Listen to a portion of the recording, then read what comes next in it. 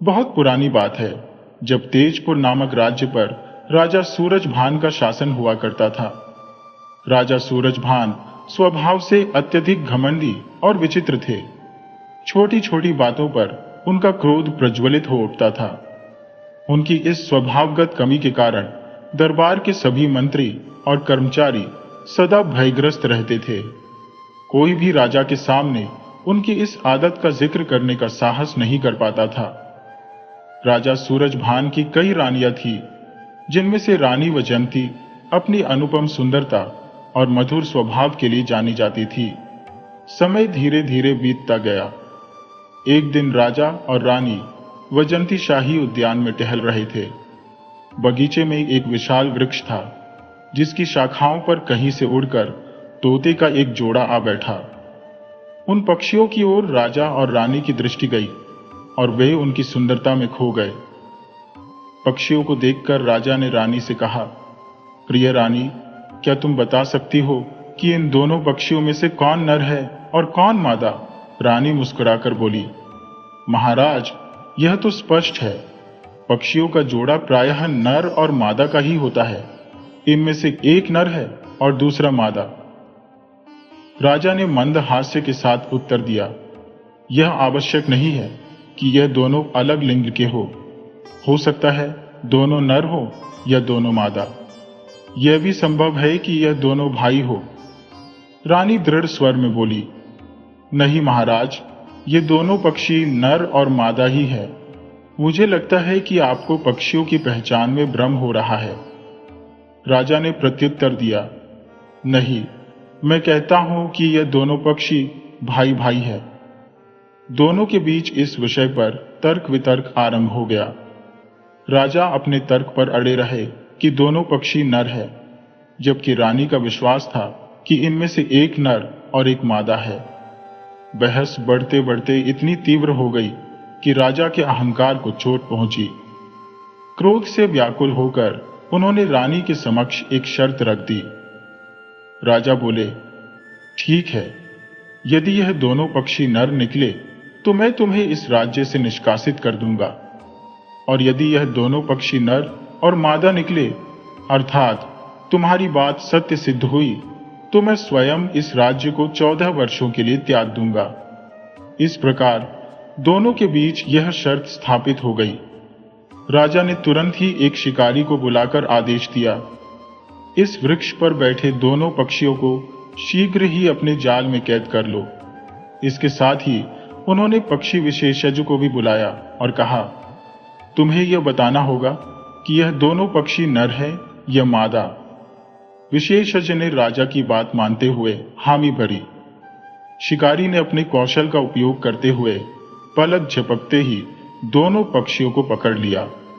उधर रानी वजंती, जो पहले से जानती थी कि यह पक्षी नर और मादा है, एक चतुर योजना पर काम करने लगी।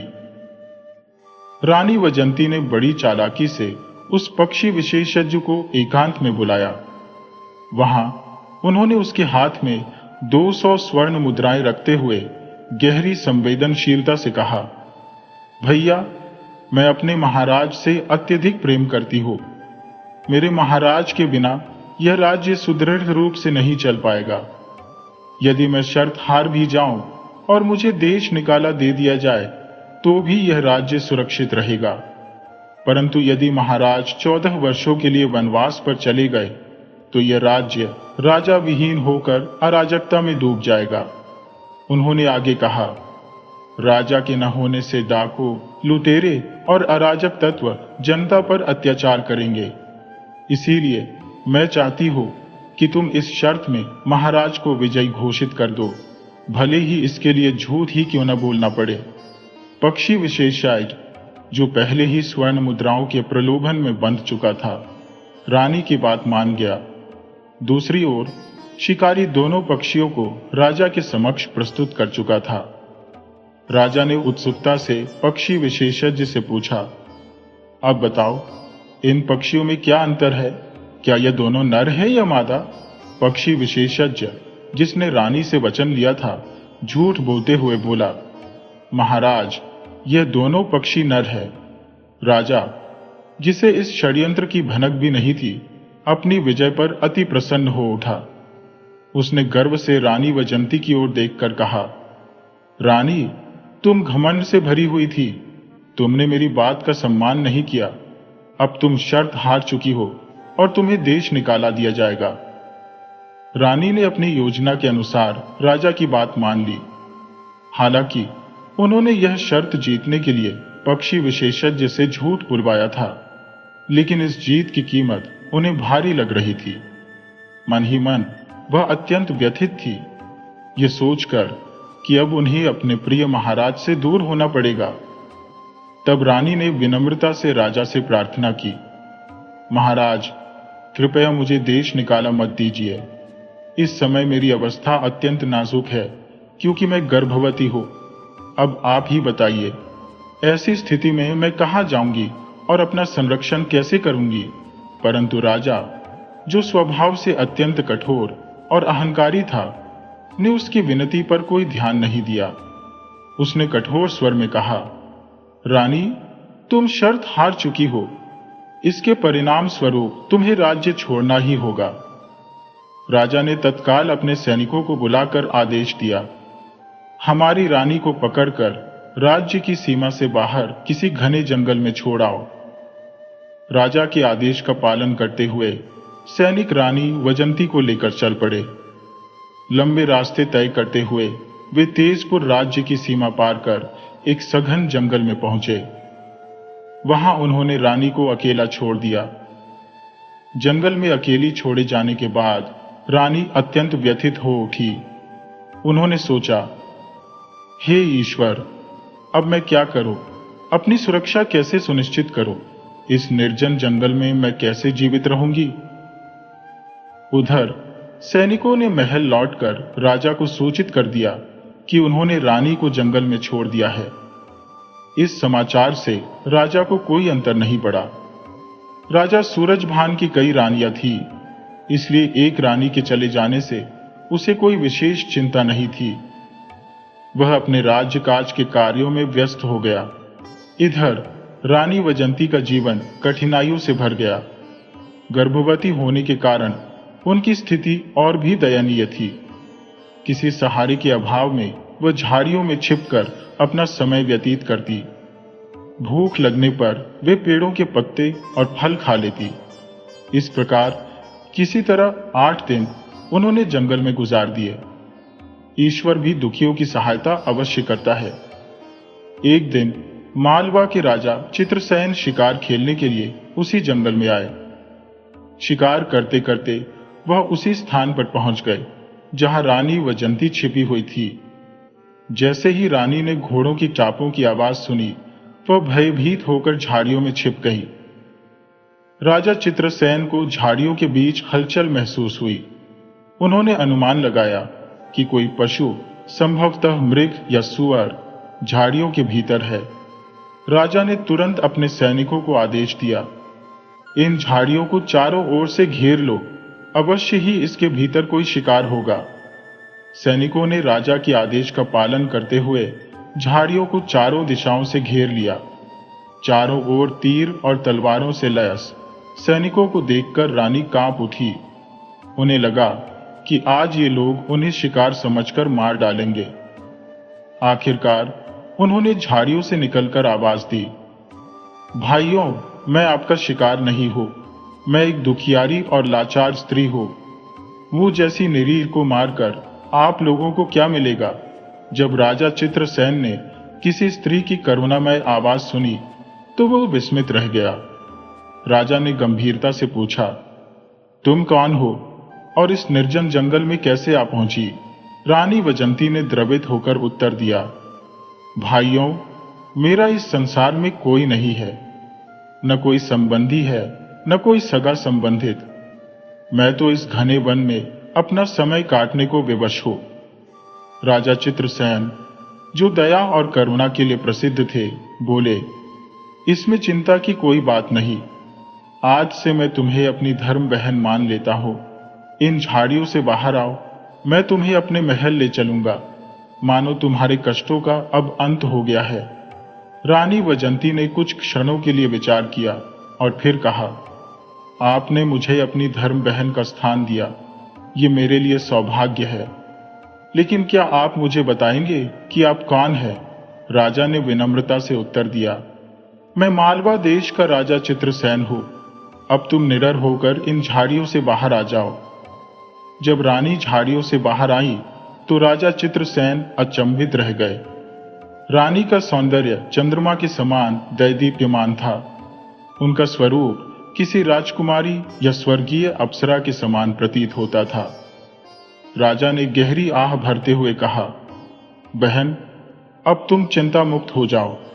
मैं तुम्हें पूरे सम्मान के साथ अपने महल में ले चलूंगा। उन्होंने रानी वजंती को अपने रथ पर बैठाया और मालवा की राजधानी की ओर प्रस्थान किया। जब राजा चित्रसेन रानी वजंती को लेकर अपने महल पहुंचे तो प्रजा में कानाफूसी होने लगी। लोग कहने लगे, महाराज ने इस आयु में दूसरी शादी क्यों की? उनकी इतनी रानियां पहले से है, फिर नई रानी लाने की क्या आवश्यकता थी? इस अफवाह से राजा चिंतित हो गए। उन्होंने तुरंत दरबार में एक सभा का आयोजन किया। सभा में राजा ने स्पष्ट रूप से कहा, जैसा आप सब सोच रहे हैं वैसा कुछ भी नहीं है। मैं शिकार के लिए जंगल में गया था, जहां मुझे एक असहाय और दुखियारी स्त्री मिली। उसका इस संसार में कोई अपना नहीं था। मैंने उसे अपनी धर्म बहन का स्थान दिया और अपने महल ले आया। क्या मैंने कुछ अनुचित किया है? राजा की बातें सुनकर दरबारियों ने उनकी सराहना की। प्रजा में भी उनकी उदारता की प्रशंसा होने लगी। इस प्रकार रानी वजंती राजा चित्रसेन की धर्म बहन के रूप में उनके महल में निवास करने लगी।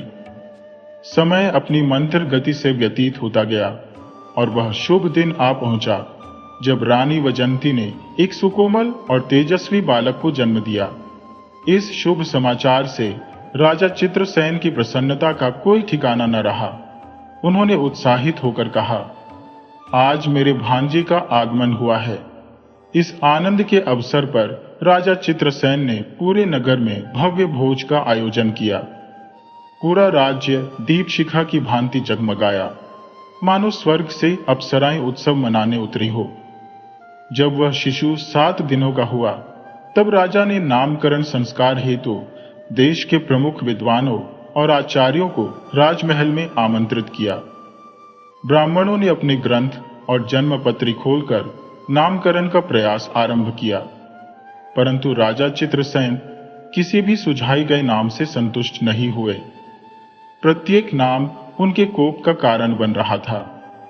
क्रोध से विह्वल राजा ने अपने सेनापति को आदेश दिया, इन अयोग्य ब्राह्मणों को बंदी गृह में डाल दो। ये सब व्यर्थ में पोथियां उठाए फिरते हैं। राजा के आदेशानुसार सभी ब्राह्मणों को कारागार में डाल दिया गया। इसके उपरांत राजा ने घोषणा की, जो कोई मेरे भांजे के लिए उपयुक्त और उत्तम नाम सुझाएगा उसे मैं मनचाहा इनाम दूंगा।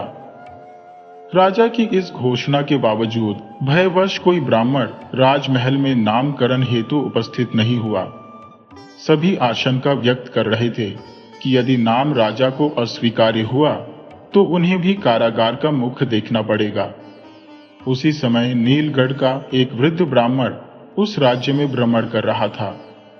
मार्ग में कुछ सैनिकों की दृष्टि उस वृद्ध पर पड़ी। वे सोचने लगे, यह बुजुर्ग ब्राह्मण विद्वत्ता से परिपूर्ण प्रतीत होता है। संभवतः यह महाराज चित्रसेन के भांजे का नामकरण कर सके। वे सैनिक वृद्ध ब्राह्मण के पास पहुंचे और बोले, ब्राह्मण देव, हमारे महाराज के यहाँ एक पुत्र का जन्म हुआ है। आपको उसका नामकरण करना होगा, परंतु ध्यान रखिए, अब तक कई ब्राह्मण महाराज के कोप का शिकार होकर कारागार में बंद हो चुके हैं। वृद्ध ब्राह्मण ने शांतिपूर्वक उत्तर दिया, चिंता न करें, चलिए मैं आपका यह कार्य संपन्न कर देता हूं। सैनिक उस वृद्ध ब्राह्मण को आदरपूर्वक लेकर राजा चित्रसेन के समक्ष प्रस्तुत हुए। राजा चित्रसेन ने उस वृद्ध ब्राह्मण का आत्मीय सत्कार करते हुए उसे सम्मानजनक आसन पर बैठने का अनुरोध किया। तत्पश्चात उन्होंने विनम्रता पूर्वक कहा, ब्राह्मण देव, मेरे भांजे का जन्म हुआ है और मैं चाहता हूं कि आप उसका नामकरण संस्कार करें। वह वृद्ध ब्राह्मण, जो अपने ज्ञान और विद्वत्ता के लिए प्रसिद्ध था, अपनी पोथी खोलते हुए बोला, महाराज, मैं इस बालक का नामकरण अवश्य कर सकता हूं, किंतु मेरी एक शर्त है। राजा ने उत्सुकता से पूछा, बताओ ब्राह्मण, तुम्हारी क्या शर्त है? ब्राह्मण ने शांत स्वर में उत्तर दिया, महाराज, मेरा आपसे निवेदन है कि जिन ब्राह्मणों को आपने कारागार में बंद किया है, उन्हें मुक्त करना होगा। राजा ने तत्काल सहमति व्यक्त करते हुए कहा, यह मांग स्वीकार है, हम उन सभी को मुक्त करेंगे। आप हमारे भांजे का नामकरण करें। वृद्ध ब्राह्मण ने फिर अपनी पोथी और जन्मपत्री के आधार पर बालक के गुणों का अध्ययन किया। कुछ क्षणों की चिंतन के बाद उसने कहा, महाराज, यह बालक अत्यंत विलक्षण है। यह किसी अन्य राज्य का पुत्र है जिसका जन्म स्थान बदल गया है, किंतु इसके भीतर राजाओं के समस्त गुण समाहित हैं, अतः इसका नाम जयंत होगा। इस घोषणा के साथ ही बालक के नामकरण पर उपस्थित जनसमूह ने हर्ष प्रकट किया। राजा चित्रसेन को भी यह नाम अत्यंत प्रिय लगा। उन्होंने आदेश दिया कि सभी बंदी ब्राह्मणों को अविलंब रिहा किया जाए। वृद्ध ब्राह्मण को उपयुक्त दान दक्षिणा देकर सम्मान पूर्वक विदा किया गया। समय बीतता गया और जयंत धीरे धीरे बड़ा होने लगा। 5 वर्ष की आयु में वह अन्य बालकों के साथ नगर के बाहर खेला करता था। एक दिन खेल खेल में उसने अपने मित्रों के साथ एक रेतीले स्थान पर रेत का किला बनाया। उसी समय लाखा नामक एक प्रसिद्ध सौदागर उस मार्ग से गुजरा। उसके साथ ऊंटों का एक विशाल कारवां और अनेक नौकर चाकर थे। वह विभिन्न राज्यों में राजकीय माल का परिवहन करता था। बालकों को खेलते देख लाखा ने उन्हें डांटते हुए कहा, यहां से हट जाओ। जयंत, जो साहसी और निर्भीक था, दृढ़ स्वर में बोला, तुम कौन हो? क्या तुम हमारे किले पर आक्रमण करने आए हो? मैं अपने किले की रक्षा कर रहा हूं। यदि तुम्हें यहां से गुजरना है तो किसी और मार्ग का चयन करो। जयंत की यह निडरता सुनकर लाखा को अत्यधिक क्रोध आया। उसका अभिमान, जो राजाओं के साथ उसकी निकटता से उपजा था, चुनौती महसूस कर रहा था। लाखा सुदागर ने झुंझलाहट भरे स्वर में कहा, अरे जिद्दी बालक, मेरा मार्ग अविलंब खाली कर। लेकिन जयंत अपनी अटल संकल्प शक्ति के साथ वहीं डटा रहा। दोनों के बीच तीव्र बहस छिड़ गई, किंतु जयंत का आत्मबल डगमगाने को तैयार न था। सुदागर का क्रोध अब आसमान छूने लगा और उसने गुस्से में आकर जयंत को थप्पड़ जड़ दिए। जयंत आहत और अपमानित रोता हुआ महल की ओर दौड़ा और अपने मामा राजा चित्रसेन के समक्ष अपनी पीड़ा व्यक्त की। उसने कहा, मामा जी, मैं नगर के बाहर अपने मित्रों के साथ खेल रहा था। वहीं लाखा नाम का एक सुदागर आया, जिसने न केवल मेरे रेत के किले को नष्ट कर दिया, बल्कि मेरी पिटाई भी की। राजा चित्रसेन यह सुनते ही आगब बोला हो गए। उन्होंने अपने भांजे को दिलासा देते हुए कहा, पुत्र, तुम चिंता मत करो। जिसने तुम्हें कष्ट पहुंचाया है, मैं उसे इसका उचित दंड दूंगा। तुरंत ही राजा ने अपनी सेना तैयार की और उस स्थान की ओर प्रस्थान किया जहां से लाखा सुदागर अपने काफिले के साथ गुजर रहा था। दूसरी ओर जब लाखा सुदागर ने देखा कि राजा अपनी सेना सहित उसकी ओर बढ़ रहा है, तो वह भयभीत हो गया। राजा की सेना ने सुदागर के काफिले पर धावा बोल दिया। लाखा स्तब्ध और घबराया हुआ सोचने लगा, आखिर महाराज मुझ पर आक्रमण क्यों कर रहे हैं? मैं तो एक व्यापारी हूं, कोई लुटेरा नहीं। आत्मसमर्पण की मुद्रा में लाखा सुदागर राजा के सामने हाथ जोड़कर खड़ा हो गया और बोला, महाराज, मैं तो एक साधारण सौदागर हूं, कृपया बताएं मेरा अपराध क्या है? राजा चित्रसेन ने गुस्से से कहा, तुम्हारा अपराध यह है कि तुमने मेरे भांजे पर हाथ उठाया, जिसे मैंने बड़े लाड़ प्यार से पाला है। लाखा सुदागर, राजा के चरणों में गिरकर गिड़गिड़ाने लगा। महाराज, मुझसे भारी भूल हो गई, कृपया मुझे क्षमा करें। मुझे यह ज्ञात नहीं था कि वह बालक आपका भांजा है। अपनी गलती की भरपाई करने के लिए लाखा सुदागर ने 1,00,000 अशर्फियां भेंट की। राजा चित्रसेन यह देखकर प्रसन्न हुए और सुदागर को माफ कर दिया। महल लौटने के बाद राजा ने लाखा सुदागर का परिचय जयंत से कराया। इसके बाद सुदागर कुछ समय के लिए महल में ही ठहर गया। राजा ने उसे नगर का भ्रमण करवाया और धीरे धीरे दोनों के बीच मित्रता स्थापित हो गई। महल में रहकर लाखा सुदागर ने कई दिन व्यतीत किए। एक दिन महल में घूमते हुए उसकी दृष्टि रानी वैजयंती पर पड़ी। रानी की अप्रतिम सौंदर्य और गरिमा ने सुदागर को विचलित कर दिया। उसने मन ही मन कहा, यह अद्वितीय सुंदरी मेरी पत्नी होनी चाहिए। लाखा सुदागर ने राजा से विनम्रता से पूछा, महाराज, यह रानी कौन है? राजा ने उत्तर दिया, यह मेरी बहन वैजयंती है और जिस बालक पर तुमने प्रहार किया था वह उन्हीं का पुत्र है। सुदागर ने गंभीर स्वर में कहा, मुझे उनसे क्षमा याचना करनी चाहिए।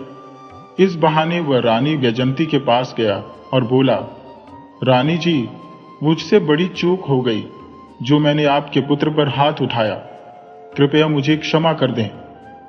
हालांकि सुदागर के हृदय में अब नीयत बदल चुकी थी। वैजयंती ने शांत भाव से उत्तर दिया, जो हो गया वह अब अतीत है। मेरे मन में आपके लिए कोई कटुता नहीं है, इसे भूल जाइए। अगले दिन सुदागर ने एक अद्वितीय नौलखा हार रानी को भेंट स्वरूप प्रस्तुत किया। वह कहने लगा, रानी जी, जैसे आप राजा चित्रसेन की बहन हैं, वैसे ही आज से आप मेरी भी बहन हैं। कृपया इसे स्वीकार करें। रानी ने सादगी और खुशी के साथ उस हार को स्वीकार किया। उन्हें भी यही प्रतीत हुआ कि सुदागर अब उन्हें अपनी बहन मानता है। इसके उपरांत रानी ने सुदागर के सम्मान में विशेष भोजन का आयोजन करवाया। महल में रहकर कई दिन व्यतीत करने के पश्चात एक दिन सुदागर ने राजा चित्रसेन से कहा, महाराज, मैं आपकी बहन वैजयंती को अपनी बहन के समान मानता हूं।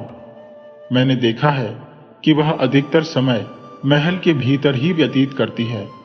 उन्हें ताजी हवा और नया परिवेश देखने का अवसर मिलना चाहिए।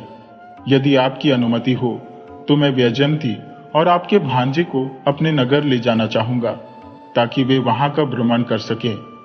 कुछ ही दिनों में मैं उन्हें आपके पास सकुशल लौटा दूंगा।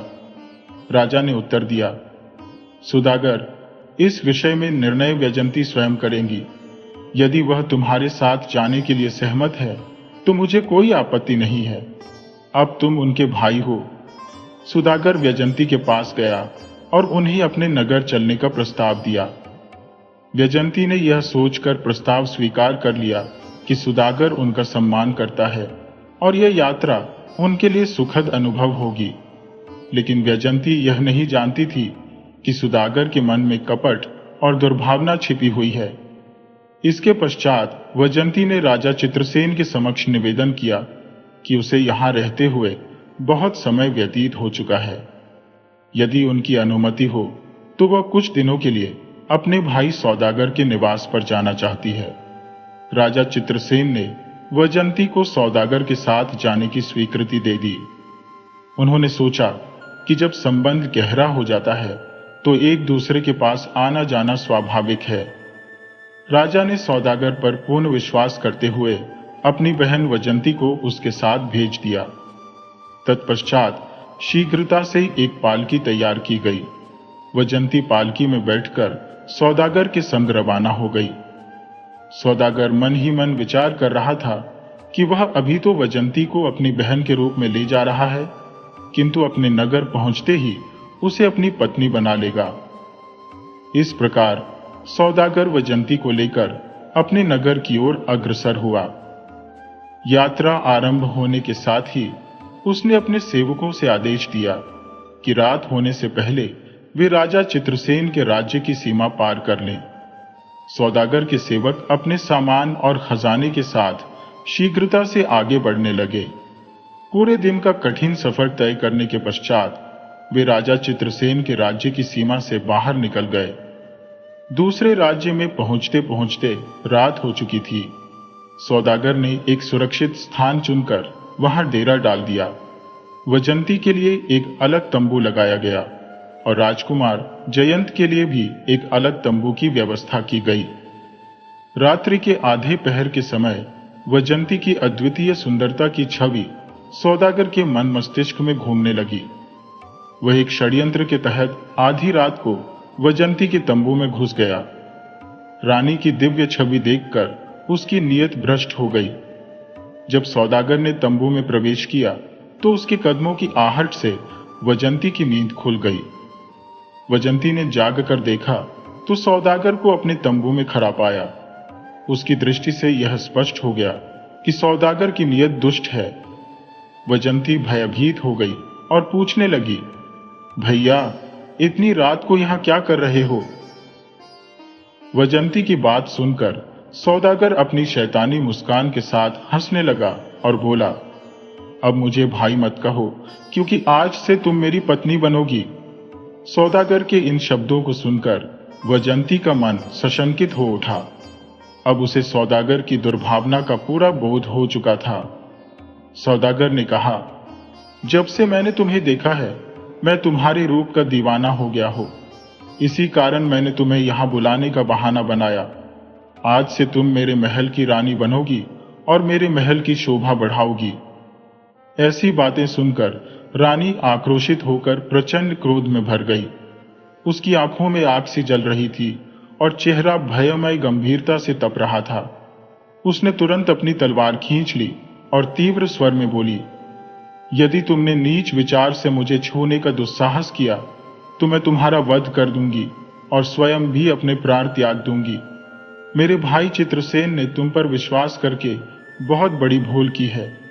उसने आगे कहा, यह तो सत्य ही है कि नियम की जड़ में चाहे कितना भी दूध डालो उसमें मिठास नहीं आती। नीच प्रवृत्ति का व्यक्ति अपनी दुष्टता कभी नहीं छोड़ सकता। ऐसे 4 प्रकार के लोगों पर कभी विश्वास नहीं करना चाहिए। पहला, कामी और चंचल मन वाला। दूसरा, धन का लोभी। तीसरा, चापलूस। और चौथा, जो पुराना शत्रु हो और जिसने कभी आपके हाथों पराजय झेली हो। इन चारों पर कोई भी जिम्मेदारी सौंपना मूर्खता है। रानी की प्रचंडता से भरी वाणी और क्रोध से दमकते चेहरे को देखकर सौदागर सहम सा गया, किंतु शीघ्र ही उसने कहा, यदि आज तुम मेरी बात नहीं मानती तो ठीक है, लेकिन याद रखना अब से तुम्हारा जीवन कारागार में कटेगा। मैं तुम्हें बंदी बनाकर कठोर श्रम करवाऊंगा। रानी ने दृढ़ता से उत्तर दिया, मुझे तेरी हर सजा स्वीकार है, लेकिन मैं तेरी पत्नी बनकर नहीं रह सकती। इस प्रकार उनके बीच लंबे समय तक वाद विवाद चलता रहा। लाखा सौदागर रानी को मनाने की हर संभव कोशिश करता रहा, लेकिन उसकी चालाकी और धमकियां रानी के अटल संकल्प को नहीं तोड़ सकी। अगले दिन सूर्योदय के साथ सौदागर अपने क्रोध और हताशा को लेकर अपने तंबू में लौट आया। उसने तुरंत अपने सेवक को आदेश दिया कि सारा लश्कर समेटकर आगे बढ़ा जाए। एक दिन की थकाऊ यात्रा के बाद वह अपने नगर पहुंचा। सौदागर, जो अत्यंत धनी व्यक्ति था, अपने भव्य महल में लौट आया। उसका महल राजाओं के महलों से किसी भी प्रकार से कम नहीं था। उसने रानी को महल के एक अंधकारमय कारागार में डाल दिया और उसे कठोर परिश्रम करने पर विवश कर दिया। सौदागर ने रानी के पुत्र जयंत को भी नहीं बख्शा। उसे प्रतिदिन गायें चराने के लिए भेजा जाता और अन्य कठिन कार्यों में झोंक दिया जाता। जयंत के मन में सौदागर के प्रति तीव्र क्रोध पनप रहा था। वह सोचता था कि किसी तरह इस अन्याय को समाप्त कर दूं। वहीं दूसरी ओर सौदागर को भी यह भय सताने लगा था कि बड़ा होकर जयंत उसके लिए एक बड़ा खतरा बन सकता है। इस सोच के साथ उसने एक षड्यंत्र रचते हुए जयंत को एक दिन अपने पास बुलाया और मीठे स्वर में कहा, बेटा, आज तुम्हें मेरे साथ भोजन करना होगा। आज मैं स्वयं अपने हाथों से तुम्हें स्वादिष्ट भोजन खिलाऊंगा। जयंत के मन में अनेक विचार उठ रहे थे। वह सोचने लगा कि आज सुदागर उस पर विशेष रूप से कृपालु हो गया है, लेकिन उसकी मासूम समझ सुदागर की घातक योजना को नहीं भांप सकी। कपटी सुदागर ने भोजन में विष मिला दिया और उसे जयंत को खिलाया। विषाक्त भोजन ग्रहण करने के कारण जयंत बेहोश हो गया। सुदागर ने नन्ही जयंत को एक गठरी में कसकर लपेटा और उसे घोड़े पर लादकर जंगल की ओर निकल पड़ा। उसकी दुष्ट सोच ये थी कि जंगल के जंगली जानवर उस बच्चे को अपना शिकार बना लेंगे। जयंत को जंगल में फेंककर वह निर्दयता से अपने महल लौट आया। उधर गठरी में बंद जयंत बेहोश तो था, लेकिन अब तक जीवित था। अचानक आकाश में उड़ती हुई एक विशाल चील उस गठरी तक पहुंची। उसने गठरी को अपने मजबूत पंजों में दबोचा और ऊंचाई पर उड़ान भर ली। चील जब गठरी को लेकर उड़ी जा रही थी, तभी जंगल में शिकारियों का एक समूह भ्रमण कर रहा था। उनकी नजर चील पर पड़ी, जो गठरी को पंजों में थामे हुए थी। उन्होंने सोचा कि इस गठरी में अवश्य ही कोई मूल्यवान वस्तु होगी। एक शिकारी ने अपनी कमान साधा कर चील पर तीर छोड़ा। तीर लगने से चील का एक पंख कट गया और वह लड़खड़ाते हुए गठरी समेत नदी में गिर पड़ी। शिकारियों ने तुरंत नदी से गठरी को बाहर निकाला। जब उन्होंने उसे खोला तो भीतर 5 वर्ष का एक नन्हा बालक पाया, जिसकी सांसें अभी चल रही थी। वे शीघ्रता से उसे अपने गांव लेकर आए और एक वैद्य को बुलाकर उपचार शुरू किया।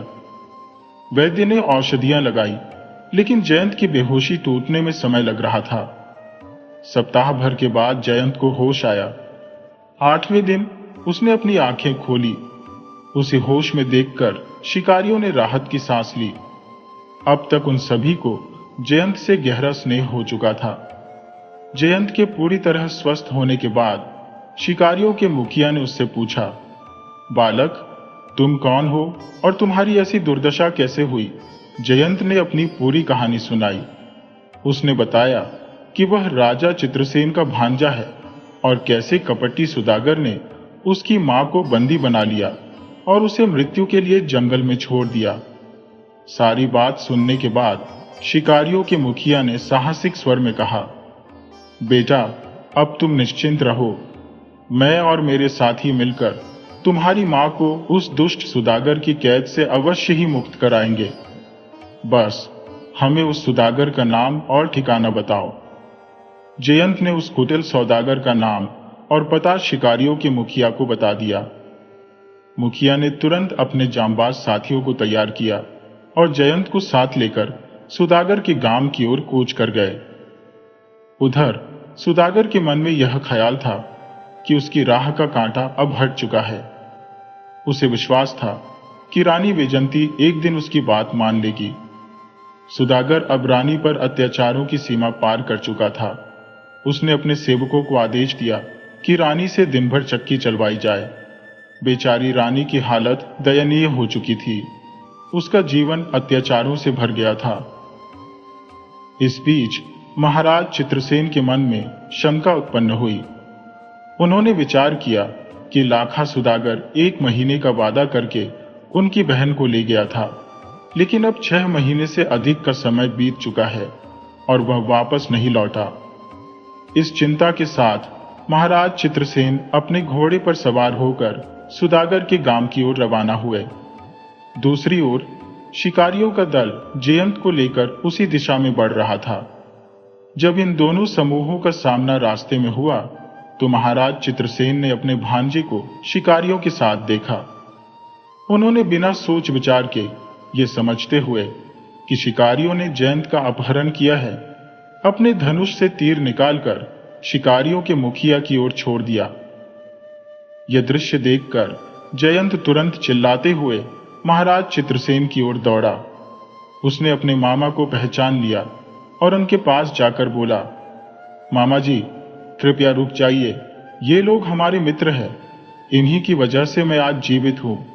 इन पर आक्रमण मत कीजिए। मुझे तो उस दुष्ट लाखा सुदागर ने विष खिलाकर जंगल में फेंक दिया था। मेरी मां को उसने बंदी बना रखा है। जयंत की बातें सुनकर महाराज चित्रसेन का क्रोध चरम पर पहुंच गया। उन्होंने तुरंत शिकारियों के मुखिया से क्षमा मांगी और कहा, मुझे क्षमा करें मित्र, मैं समझ रहा था कि कोई डाकू मेरे भांजे का अपहरण कर रहा है, इसीलिए मैंने आप पर तीर चलाया। मैं इस गलती के लिए माफी मांगता हूं। शिकारियों के मुखिया ने उत्तर दिया, महाराज, इसमें आपकी कोई गलती नहीं है। मैं तो आपके भांजे को लेकर उस धूर्त सुदागर से बदला लेने जा रहा था। आज मैं उसे जिंदा नहीं छोड़ूंगा। सभी ने आपस में विचार विमर्श किया और उस दुष्ट सुदागर से प्रतिशोध लेने के लिए उसके गांव की ओर बढ़ गए। अब आपको यह भी बताना आवश्यक है कि राजा सूरजभान, जो वैजयंती के पति थे और जिन्होंने किसी समय आवेश में आकर उन्हें देश निकाला दे दिया था, अब आत्ममंथन में डूबे हुए थे। वह यह सोच रहे थे कि मैंने अपनी रानी वैजयंती को निर्वासित तो कर दिया, परंतु उसके पश्चात किसी अन्य रानी से भी मुझे संतान सुख नहीं प्राप्त हुआ। अब मुझे ऐसा प्रतीत होता है कि मेरा वंश समाप्ति की ओर बढ़ रहा है। काश कोई चमत्कार होता और मेरी रानी वैजयंती मुझे पुनः प्राप्त हो जाती। राजा के हृदय में रानी वैजयंती के प्रति दबी हुई प्रीति अब पुनः जागृत हो रही थी, लेकिन वह विवश थे। उसी दिन राजा सूरजभान को लाखा सुदागर के महल में एक आवश्यक व्यापारिक बैठक हेतु जाना था। लाखा सुदागर का उठना बैठना प्रायः राजाओं के साथ ही होता था और उसका जीवन भी राजसी ठाट बाट से परिपूर्ण था। उसका महल किसी राजा के महल से कम भव्य नहीं था। राजा सूरजभान अपने राज्य के व्यापारिक विषयों पर चर्चा करने हेतु सुदागर के महल पहुंचे।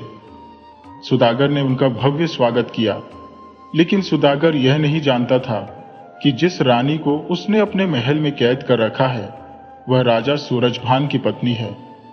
उधर स्वयं राजा सूरजभान को भी यह भान नहीं था कि जिस रानी को उन्होंने निर्वासन दिया था वह जीवित है और सुदागर की कैद में कष्ट झेल रही है। इसी दौरान जब राजा सूरजभान सुदागर के साथ सभा में बैठे हुए थे, उसी समय महाराज चित्रसेन, जयंत और शिकारियों के मुखिया भी सभा में आ पहुंचे। सभा के वातावरण में अचानक गहन गंभीरता छा गई।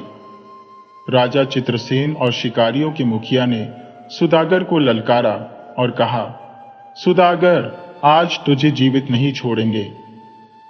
सुदागर ने जब बालक जयंत को जीवित देखा और उसके साथ महाराज चित्रसेन को सभा में उपस्थित पाया तो उसका हृदय भय और घबराहट से भर गया। वह अपने सिंहासन पर निःशब्द और स्तब्ध होकर बैठा रहा। इतने में महाराज सूरजभान ने बीच में हस्तक्षेप किया और कहा, महाराज चित्रसेन, यह सुदागर मेरा मित्र है। यह हमारे राज्य के व्यापार में निरंतर सहायता करता है। आप इसे क्यों मारना चाहते हैं? क्या यह उचित है? राजा चित्रसेन ने गहरी निश्वास लेते हुए उत्तर दिया, महाराज सूरजभान, यह धूर्त सुदागर मेरे धर्म की बहन पर अमानवीय अत्याचार कर रहा है और यह बालक जयंत मेरे धर्म का भांजा है। इसकी सच्चाई आपको ज्ञात नहीं है। इसके बाद महाराज चित्रसेन ने पूरी घटना का विस्तार से वर्णन किया, जिससे सभा का वातावरण और भी तनावपूर्ण हो गया। एक बार की बात है महाराज, जब मैं वन में शिकार के लिए गया था, तब मेरी भेंट एक अत्यंत ही दुखी और असहाय स्त्री से हुई। उसकी दशा ऐसी थी कि उसके पास न कोई सगा संबंधी था और न ही कोई रिश्तेदार। उस स्त्री की दुर्दशा देखकर मैंने उसे अपनी धर्म बहन मानकर अपने घर में स्थान दिया। मेरी इस दुष्ट सुदागर से मित्रता थी और इसी के कारण वह भी उस स्त्री को कुछ समय के लिए अपने साथ ले गया। लेकिन इसके मन में कुछ और ही कपटपूर्ण विचार चल रहे थे, जिन्हें मैं समझ नहीं सका। आज वही स्त्री इसकी कैद में है और इसने उसके पुत्र को विष देकर मारने का भी प्रयास किया है। अब मैं अपनी धर्म बहन को मुक्त कराने के लिए यहां उपस्थित हुआ हूं। इसे दंडित कर मैं अपनी बहन को यहां से ले जाऊंगा। राजा चित्रसेन की पूरी बात सुनने के बाद राजा सूरजभान ने सुदागर से अनुरोध किया कि वह उस स्त्री को तुरंत आजाद कर दे। सुदागर ने अपने एक सेवक को रानी के पास भेजा। सेवक ने रानी से कहा, बहन, अब तुम इस सुदागर की कैद से मुक्त हो रही हो। बाहर कोई तुम्हारा प्रतीक्षा कर रहा है। रानी वैजंती इस बात को सुनकर सोच में पड़ गईं। वह चिंतित थी कि जिसने उनके पुत्र को मार दिया वह अब उनके साथ क्या करने वाला है। सेवकों के साथ जब रानी वैजंती दरबार में आई तो वहां पहले से ही उनके पति राजा सूरजभान, उनका पुत्र जयंत और उनके धर्म भाई चित्रसेन उपस्थित थे। कैद में रहते हुए रानी की हालत बहुत खराब हो चुकी थी। अपनी बहन की इस दयनीय स्थिति को देखकर चित्रसेन क्रोध से भर उठे और सुदागर से बोले, दुष्ट सुदागर, मैं तुझे नहीं छोड़ूंगा। तूने मेरी बहन पर कितनी यातनाएं ढाई है, इसका तू कोई हिसाब नहीं दे सकता। इधर जब रानी वैजंती ने अपने पति राजा सूरजभान को देखा तो उन्हें पहचान लिया। राजा सूरजभान भी उन्हें पहचानने का प्रयास करने लगे और सोचने लगे कि यह स्त्री तो उनकी रानी वैजंती की प्रतिरूप लगती है। राजा सूरजभान ने रानी से पूछा, हे देवी, आप कौन हैं? आप मेरी रानी वैजंती जैसी प्रतीत होती है। रानी वैजंती ने उत्तर दिया, महाराज, मुझे यह आशा नहीं थी कि आप मुझे इतनी जल्दी भूल जाएंगे। क्या आपको वह घटना याद है जब हमारे बीच पक्षियों के एक जोड़े को लेकर विवाद हुआ था? आपने जिन पक्षियों को नर बताया था वे वास्तव में नर और मादा थे। मैंने पक्षी विशेषज्ञ को 200 अशर्फियां देकर झूठ बुलवाया था ताकि आपको देश छोड़कर न जाना पड़े, लेकिन इसके बावजूद आपने मुझे वनवास दे दिया और आपके सैनिकों ने मुझे जंगल में छोड़ दिया। यह मेरे धर्म भाई चित्रसेन है जिन्होंने मुझे सम्मान पूर्वक अपने घर में स्थान दिया। उसी दौरान मेरी कोख से इस पुत्र जयंत ने जन्म लिया। याद करें महाराज, जब मैं उस समय गर्भवती थी, राजा सूरज, जो पहले ही अपनी पत्नी के प्रति किए गए अनुचित व्यवहार के लिए पछतावे में डूबे हुए थे, को जब यह ज्ञात हुआ कि सुदागर ने उनकी पत्नी पर किस प्रकार के अत्याचार किए हैं, तो उनका क्रोध अग्नि समान भड़क उठा। वे तलवार लेकर सुदागर का अंत करने के लिए उसकी ओर दौड़े। उसी समय रानी वैजंती ने हस्तक्षेप किया और सुदागर को क्षमा करने की विनती करते हुए कहा, महाराज, इसे जीवन दान दीजिए, इसमें इसका कोई दोष नहीं है। यह तो मेरे दुर्भाग्य का काल था जो मुझे इतने कष्ट सहने पड़े। रानी की करुणा और उदारता से सुदागर का मन पश्चाताप से भर गया। वह रानी के चरणों में गिर पड़ा और बारंबार क्षमा याचना करने लगा। उसने कहा, महारानी, आपने आज मेरे जीवन को बचा लिया। आप महान हैं। इस प्रकार वहां परिवार का पुनर्मिलन एक मधुर क्षण में बदल गया। राजा सूरजभान ने चित्रसेन के चरणों में गिरकर कहा, महाराज, मैं आपका जीवन भर ऋणी रहूंगा। आपने मेरे परिवार को पुनः संजीवनी प्रदान की। राजा सूरजभान ने अपनी रानी वैजंती से भी बारंबार क्षमा मांगी और उन्हें अपने साथ चलने के लिए राजी कर लिया। सुदागर को माफ करने के बाद राजा सूरजभान अपने पुत्र और पत्नी को लेकर अपने नगर लौट आए। चित्रसेन भी संतुष्ट और आनंदित थे कि उनकी बहन अपने घर सुरक्षित और प्रसन्न होकर लौट रही है। अपने महल में लौटने के बाद कुछ वर्षों के अंतराल में जब जयंत युवा हो गया तो राजा सूरजभान ने अपनी गद्दी उसे सौंप दी। तो दोस्तों, ऐसी ही अद्भुत और प्रेरणादायक कहानियों के लिए हमारे चैनल को अवश्य सब्सक्राइब करें।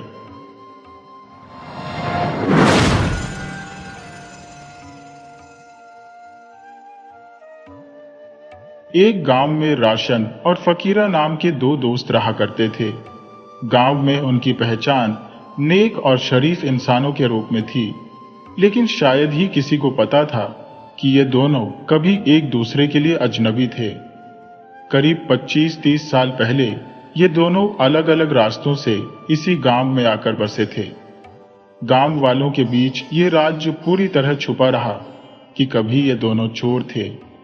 उनकी जिंदगी में ऐसा मोड़ आया कि वे अपनी पुरानी राहें छोड़कर ईमानदारी से जीने लगे। दोनों ने कड़ी मेहनत और मजदूरी को अपनाया और गांव में अपनी झोपड़ियां बना ली। उनकी झोपड़ियां इतनी पास पास थी कि लोग उन्हें भाई मानने लगे। समय बीतने के साथ वे एक दूसरे के गहरे राज भी जान गए। ये बात उनके दिलों में हमेशा दबी रही कि वे किसी जमाने में चोर थे, लेकिन उन्होंने बरसों पहले ये कसम खाई थी कि अब सीधा सादा और सच्चा जीवन जिएंगे। दिन भर की थकावट भरी मेहनत के बाद वे अपनी चारपाइयों पर बैठकर पुरानी जिंदगी के किस्से साझा करते। एक रात बातों बातों में रोशन ने फकीरा से कहा, भाई, चोरी चकारी की बातें तो हम अक्सर करते हैं, पर आज मेरा दिल चाहता है कि तू मुझे बताए, तूने चोरी करना क्यों छोड़ा? फकीरा ने जवाब दिया, ठीक है, लेकिन कल तुझे भी बताना होगा। इसके बाद उसने अपनी कहानी शुरू की। भाई, हमारे समय में चोरी करना कोई आसान काम नहीं था। यह एक हुनर था, एक कला। आजकल की तरह नहीं कि घर खाली देखा, ताला तोड़ा और सामान लेकर भाग गए। अब तो कुछ लोग चाबियों के गुच्छे लेकर चलते हैं, न मेहनत न डर। सच कहूं तो आजकल के चोरों ने इस पेशे का नाम खराब कर दिया है। ये तो उठाईगिरी हो गई है।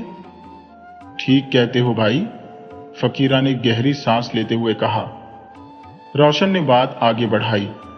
मैंने चोरी हमेशा अपने हुनर से की है, कभी किसी खाली मकान को निशाना नहीं बनाया।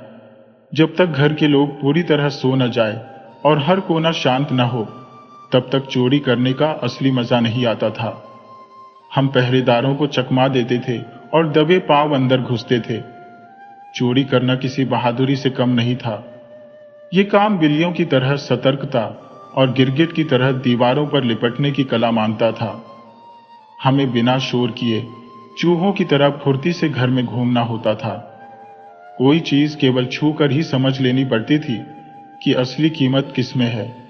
इस चुनौती में जो आनंद था, वह ताले तोड़कर घुसने वालों की समझ से परे है। आजकल के चोरों में वह हुनर कहां? दीवारों में सुराख करना तो उनके बस की बात ही नहीं।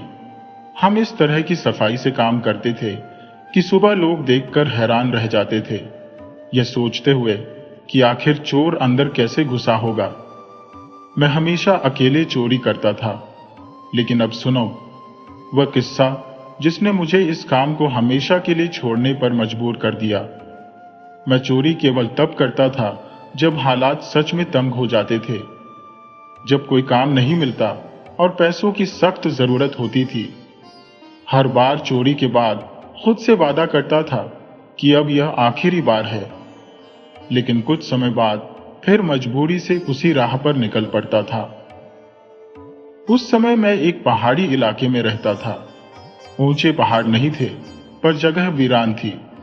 वहां एक छोटा सा मकान था, जिसके निचले हिस्से में लालजी की दुकान थी। उनका परिवार भी वहीं रहता था। मकान के ऊपरी हिस्से में खान साहब का परिवार था। घर के सामने जंगल था और आसपास केवल 2-3 कच्चे मकान। खान साहब का रुतबा ऐसा था कि उनके इलाके में चोरी का कोई जिक्र तक नहीं होता था। वे कुछ दिनों के लिए घर छोड़कर चले जाते थे। उनका पहनावा और ठाट बाट ऐसा था कि लोग दूर से ही उनकी अमीरी का अंदाजा लगा लेते थे। सुनहरे रंग के जूते पहनते थे, जो उनके शौक और हैसियत को बयां करते थे। खान साहब की पत्नी और 5 साल की बेटी ही ज्यादातर घर में रहती थी। उनकी पत्नी को बहुत कम लोग देख पाते थे, क्योंकि वह बेहद कम बाहर निकलती थी। घर का छोटा मोटा काम करवाने के लिए नौकर चाकर आते थे। रोशन ने थोड़ा रुककर गहरी सांस ली और फिर कहा, लेकिन मुझे यह देखकर हैरानी होती थी कि इतने अमीर घर में चोरी से बचने के लिए कोई खास इंतजाम नहीं था। थोड़ी सी कोशिश से कोई भी मकान में दाखिल हो सकता था। शायद खान साहब का रुतबा इतना बड़ा था कि घर वालों को किसी खतरे का एहसास ही नहीं होता था, मगर मुझे पूरा यकीन था कि उस घर में इतना माल जरूर था जो किसी की जिंदगी को कई सालों तक आराम से चला सकता था। एक दिन की बात है, मैं खान साहब के बारे में जानकारी जुटाने के इरादे से लालजी की दुकान पर पहुंचा। बातचीत के दौरान लालजी ने कहा, अरे, आप इन खान साहब की बात कर रहे हैं? ये तो इलाके के बेहद प्रभावशाली और अमीर शख्स हैं। यहाँ वे केवल 2 साल से रह रहे हैं। मैंने पूछा। हाँ, उनकी शख्सियत तो यही बताती है, लेकिन ये यहाँ करते क्या है? लालजी ने बताया। इन्होंने जंगलों का ठेका लिया हुआ है, ज्यादातर जंगल में ही रहते हैं। कभी कभार 2-3 दिन के लिए यहाँ आते हैं। इसके बाद मैंने उनके बच्चों के बारे में पूछा। लालजी बोले, बच्चे भी उन्हीं के साथ रहते हैं, लेकिन यहाँ के स्कूल ठीक नहीं है, इसलिए उन्होंने अपने बच्चों को बड़े शहर के प्रतिष्ठित स्कूलों में दाखिला दिला रखा है। अब मुझे यकीन हो गया कि खान साहब सचमुच बड़े रईस हैं। आखिर जो अपने बच्चों को बड़े शहर के मशहूर स्कूलों में पढ़ा सके, उसकी दौलत और रुतबा तो बेमिसाल ही होगा। कुछ दिन बाद जब खान साहब अपने काम पर लौट गए, तो मैंने उसी शाम चोरी का मन बना लिया। रात को मैं बिना किसी कठिनाई के उनके घर में दाखिल हो गया। सीढ़ियां चढ़कर जब मैं घर के अंदर पहुंचा, तो देखा कि वह छोटा सा घर था, जिसमें 2 कमरे और एक बरामदा था। बरामदे में थोड़ा बैठकर मैंने अपनी आंखों को अंधेरे में देखने लायक बनने दिया। जल्द ही मैंने अंदाजा लगाया कि घर में संपत्ति अधिक नहीं थी। एक कमरे में खान साहब की पत्नी और उनकी बच्ची सो रही थी। पलंग के नीचे 2 अटैचियां रखी हुई थी। दूसरे कमरे में एक पलंग और कुछ बड़े छोटे संदूक रखे हुए थे, जिनमें किसी पर ताला नहीं था। यह देखकर मुझे हैरानी हुई कि इतने बड़े रईस के घर में सुरक्षा का ऐसा अभाव था। मैंने संदूकों की तलाशी ली, लेकिन उनमें कपड़ों के अलावा कुछ भी नहीं मिला। हालांकि कुछ कपड़ों पर कढ़ाई और सितारों का काम था, जो अंधेरे में चमक रहा था।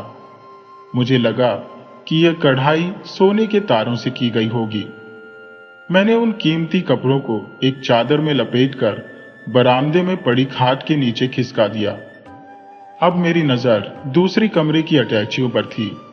मुझे पूरा विश्वास था कि उनमें जेवर और नकदी रखी होगी। मैंने तय किया कि उन दोनों अटैचियों को बांध कर ले जाऊंगा, क्योंकि वे बहुत बड़ी नहीं थी। मैं जमीन पर संभलते हुए दूसरे कमरे में दाखिल हुआ। वहां रखी अटैची को उठाकर बरामदे में लाया और उसे उन कीमती कपड़ों के पास रखने ही वाला था कि अचानक एक अप्रत्याशित घटना घटित हो गई। मेरी किस्मत या किसी ऊपर वाले की इच्छा, पता नहीं क्या था, पर मेरे कदम दीवार से सटी खाट से टकरा गए। अंधेरे में मैंने उस खाट पर ध्यान नहीं दिया था। खाट एक तीखी खटखटाहट के साथ झुकी और जमीन से टकराई। तभी घर की मालकिन की आवाज सुनाई दी, कौन है? मुझे एहसास हुआ कि अगर उसने डर कर जोर से चिल्ला दिया तो नीचे लालजी और उनके परिवार वाले जाग जाएंगे, और लालजी तो मुझे पहचानते थे। न जाने कैसे मेरे मुंह से शब्द निकले, भांजी, मुझे खान साहब ने भेजा है कुछ मंगवाने के लिए। औरत ने हल्की हैरानी भरे स्वर में कहा, अरे इतनी रात गए? मैंने जल्दी से जवाब दिया, हां जी। उसकी आवाज में डर और घबराहट से ज्यादा हैरानी थी। उसने कहा, अच्छा, तो तुम्हें यहां तक आने में बड़ी मुश्किल हुई होगी। बैठो, मैं तुम्हारे लिए पानी लाती हूं। मैंने देखा वह अंधेरे में रसोई की ओर बढ़ी। पहले उसने दिया जलाया, फिर कुछ बुदबुदाने लगी। उसके शब्दों के टुकड़े मेरे कानों में पड़े। बेचारा कैसे आया होगा, दिन में निकला होगा और रात में पहुंचा। बैठो चारपाई पर। जैसे ही वह दूसरी तरफ मुड़ी और उसकी पीठ मेरी ओर हुई, मैंने बिना समय गवाए दरवाजे की ओर दौड़ लगा दी। कपड़ों की गठरी को वहीं छोड़ना पड़ा। सीढ़ियों के पास की ओट में छुप गया। अगर मैं भागने की कोशिश करता तो शोर मचता और लालजी जाग जाते। कुछ ही पल में उसकी आवाज फिर से आई, अरे भैया, कहां चले गए? कुछ खा पी तो लेते। फिर कुछ देर सन्नाटा छाया रहा। मैं धीरे धीरे बिना आवाज किए सीढ़ियों से नीचे उतर आया। तभी घर के अंदर से एक बच्चे की घबराई हुई आवाज सुनाई दी। मां, कहां हो? उसने जवाब दिया, मैं यहां हूं बेटा। तुम्हारी बाबूजी का भेजा हुआ कोई आदमी आया था, पता नहीं कहां चला गया। बच्ची ने डरते हुए कहा, मां जी, आप यहां मत रहो, मुझे डर लग रहा है। थोड़ी देर बाद दरवाजे को बंद करने और कुंडी लगाने की आवाज आई। जब मैंने अपने साथी फकीरा को यह किस्सा सुनाया तो उसने हंसकर कहा, तू चोरी करने गया था या किसी देवी के दर्शन करने? मैंने गहरी सांस लेते हुए कहा, भाई तू सच कहता है। वो सचमुच देवी जैसी थी। अकेली रहते हुए भी उसे डर नहीं था। आधी रात को कोई अजनबी आए तो भी वह शक नहीं करती।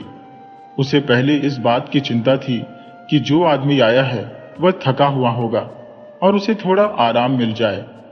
और मैं उस मासूम औरत के घर चोरी करने चला गया था। फकीरा ने कहा, सच है यार, अगर दुनिया में ऐसे सच्चे लोग ना हों तो सोच इस संसार का क्या हाल होगा। फिर क्या हुआ? तूने दोबारा उस घर की तरफ रुख किया? रोशन ने सिर झुकाते हुए कहा, अरे नहीं यार, मैं तो उस गली से भी नहीं गुजर पाया। मुझे हमेशा ऐसा लगता था कि वह औरत मुझे पहचान लेगी, और जब भी मैं उस घर के बारे में सोचता अपने आप से घृणा होने लगती। वह एक सीधी सच्ची औरत थी और मैं तो एक पतित इंसान था जिसने उसकी सरलता का फायदा उठाने की सोची। फकीरा ने सिर हिलाते हुए कहा, वह सच में अनोखी औरत थी। रोशन ने आगे कहा, कुछ दिनों बाद मुझे पता चला कि खान साहब, जिनका वह घर था, अपने पुश्तैनी गांव से किसी कारण से उजड़कर यहां आ बसे थे। उनके पास बस उनके सांप, जोड़ी भर कपड़े और इज्जत के सिवा कुछ नहीं बचा था। वह अब जंगलों के ठेकेदार नहीं, बल्कि किसी ठेकेदार के छोटे मुंशी थे। उनकी आमदनी भी मामूली थी, जो वह अपने बच्चों की पढ़ाई पर खर्च कर देते थे। मगर उनकी शान और शौकत में कोई कमी नहीं थी। उनके सांप, कपड़ों की चमक और जूतों की हालत देखकर कोई नहीं कह सकता था कि वह तंगहाली में जी रहे हैं। वह भूखे रह लेते थे, लेकिन अपनी शख्सियत पर कभी आंच नहीं आने देते थे। लोग बस यही कहते थे, खान साहब बड़े रईस आदमी है। तब मैंने सोचा, एक वह आदमी है जो अपनी इज्जत बचाने के लिए जी रहा है, और एक मैं हूं जो अपनी भूख मिटाने के लिए अपनी आत्मा को दांव पर लगाकर चोरी कर रहा हूं। उधर उस घर में एक देवी स्वरूप औरत है जिसे छल कपट और मैल छू भी नहीं सकता, और मैं उस पवित्र आत्मा के घर चोरी करने पहुंच गया। मुझे खुद से घृणा होने लगी। इसके बाद जब भी मैं चोरी का इरादा करता, मुझे वह मासूम औरत याद आती। उसकी आवाज मेरे कानों में गूंजती, तुम थक गए हो, बैठो, मैं तुम्हारे लिए खाने को कुछ लाती हूं। उसकी दयालुता ने मेरी आत्मा को झकझोर दिया। शायद उसी देवी की कृपा है कि मैं फिर कभी चोरी नहीं कर पाया। फकीरा मुस्कुराया और बोला, सच में वह औरत तेरे लिए एक आशीर्वाद थी। पर तू बता, तूने चोरी क्यों छोड़ी? फकीरा ने लंबी सांस ली और कहा, सुन, जब मैंने अपनी आखिरी चोरी की थी तब मैं जवान था। जहां भी चोरी करता, मुझे इस बात की परवाह नहीं थी कि उस इंसान पर क्या गुजरेगा। मेरे लिए बस अपना काम पूरा करना मायने रखता था। लेकिन एक बार मैंने अपनी आंखों से कुछ ऐसा देखा जिसने मेरी आत्मा को झकझोर दिया। उस घटना ने मेरे दिल और दिमाग पर गहरी चोट की। मुझे खुद से इतनी नफरत हुई कि मैंने चोरी छोड़ दी। यहां तक कि मैंने अपना असली नाम तक छोड़ दिया। खुद को फकीरा बुलाने लगा। कुछ दिनों तक सच में फकीर बनकर जिया। वह घटना एक छोटे से गांव की है, जहां मैं फसल कटाई के बाद राहत ले रहा था। वहीं एक किसान के घर शादी की तैयारियां चल रही थी। किसान की छोटी सी जमीन थी जिस पर वह मेहनत करता था। पूरा घर मेहनत, मशक्कत और मजदूरी के सहारे अपना जीवन खींच रहा था। कर्ज लेकर फसल उगाना और उसके मुनाफे से अगले कर्ज को चुकाना ही उनकी दिनचर्या बन चुकी थी। इन दिनों उस घर से ढोलक की थाप और औरतों के गाए लोक गीतों की गूंज सुनाई दे रही थी, क्योंकि उनकी बेटी का विवाह तय हो गया था। यह अधीर किसान एक दिन शादी का सामान खरीदने शहर गया। उसके साथ गांव के 2-3 अन्य लोग भी थे। सांझ ढलने पर जब वह लौटा तो बैलगाड़ी पर विवाह का सारा सामान लदा था। चमचमाते नए बक्से, तांबे पीतल के बर्तन, कपड़ों की गठरियां और छोटी मोटी जरूरी चीजें। मैंने उसी दिन तय कर लिया कि यह मेरे लिए मौका है। मैंने मालूम कर लिया कि बारात कब आने वाली है। अगले दिन तक किसान के घर मेहमान भी जुटने लगे थे। गांव में चहल पहल और रौनक बढ़ गई थी। पर उस रात जब बारात के आगमन से पहले सब सो रहे थे, मैंने अपनी योजना को अंजाम दिया। दुल्हन के चांदी के गहने, एक पुराना सोने का आभूषण, मेहमानों के कीमती सामान और कुछ नकदी मैंने चोरी कर ली। सारा माल ले जाकर गांव के बाहर एक पेड़ के खोखले तने में छिपा दिया। उस वक्त मुझे इस बात का कोई पछतावा नहीं था। सुबह जब मैं उस घर के पास से गुजरा तो वहां फिर से गानों और ढोलक की आवाज सुनाई दी, लेकिन माहौल में एक अजीब सी चुप्पी भी घुली हुई थी। मुझे लगा शायद किसी अनहोनी के कारण ये रौनक थम गई है। ये विचार मुझे अंदर तक झकझोर गया। कुछ और लोगों के साथ मैं भी किसान के घर पहुंचा। वहां का नजारा ऐसा था जैसे किसी ने खुशियों से सजी दुनिया को उजाड़ दिया हो। किसान उदास, चारों तरफ से घिरे हुए खड़ा था। किसी ने धीरे से पूछा, कुछ बचा भी है या सब चला गया? किसान की आंखें भर आई। उसने रुआं से स्वर में कहा, बस इतना समझ लो कि आज बेटी को विदा नहीं किया जा सकता। जो कुछ था सब चला गया। दहेज का सामान, मेहमानों का माल और यहां तक कि बारात के स्वागत के लिए रखा नगद भी खत्म हो गया। अब बताओ, बारात आएगी तो क्या खिलाऊंगा? बेटी के हाथ पर क्या रखूंगा? यह सुनकर वहां खड़े लोग स्तब्ध रह गए। एक वृद्ध किसान ने कहा, यह तो गांव की इज्जत का मामला है, कुछ तो करना होगा। किसान ने थकी हुई आवाज में कहा, हां, सोच रहा हूं, लेकिन कैसे? बारात को रोकना पड़ेगा। पास खड़े एक नौजवान ने कहा, नहीं, बारात नहीं रुकेगी। किसान ने झुंझलाकर कहा, तो फिर बता, कहां से लाऊं खाने और दहेज का इंतजाम? उसकी आवाज में एक गहरी उदासी भर गई। वह धीरे से बोला, अगर गांव वाले मदद कर दें तो शायद बारात का स्वागत हो जाए, पर बेटी को बिना गहनों के कैसे विदा करूं? अब मैंने देखा कि वह बूढ़ा किसान सचमुच गहरे विषाद में डूबा हुआ था। उसकी आंखों से बहते हुए आंसू उसके मैले कुर्ते पर गिर रहे थे। यह दृश्य मेरे भीतर गहरी हलचल पैदा कर गया। मैंने इससे पहले कभी किसी अधीर आदमी को इस तरह रोते और बिलखते नहीं देखा था। ये क्षण मेरे लिए अत्यंत अजीबोगरीब था। न जाने कैसे मेरे मन में यह विचार कौंधा कि जिस घर की खुशियां मैंने लूटी है, जिनकी शादी की रौनक को मैंने मटियामेट किया है, अगर उसका बदला मुझे थोड़े दिनों तक भरपेट खाना मिल भी जाए तो क्या यह वाकई सही होगा?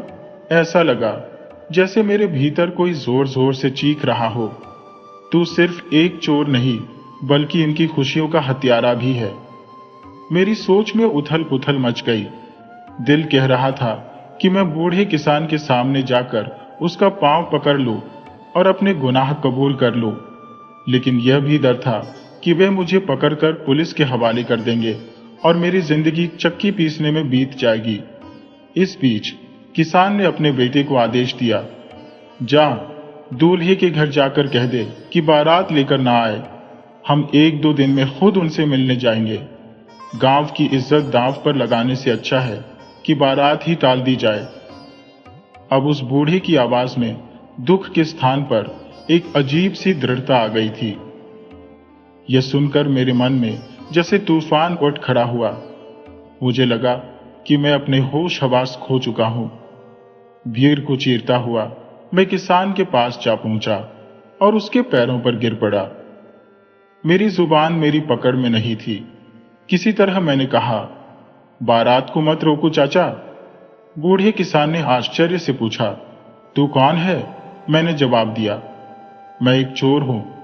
हाँ, मैंने ही आपकी चीजें चुराई है, लेकिन भगवान के लिए बारात मत रुकवाना, मैं सब कुछ लौटा दूंगा।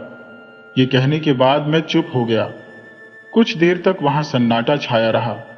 फिर किसान और गांव के कुछ लोग मेरे साथ उस पेड़ की ओर चल दिए।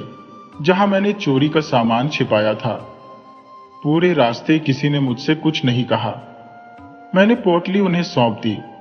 किसान ने मुझे गले से लगा लिया। उसकी आंखों से आंसू फिर बहने लगे, लेकिन इस बार वह कृतज्ञता के आंसू थे। ये देखकर मेरी अपनी आंखें भी नम हो गईं। वे लोग सामान लेकर चले गए, लेकिन मैं वहीं पेड़ के नीचे बैठा रहा।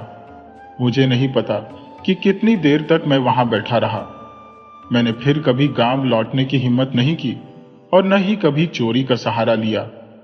यही मेरी प्रायश्चित कथा थी।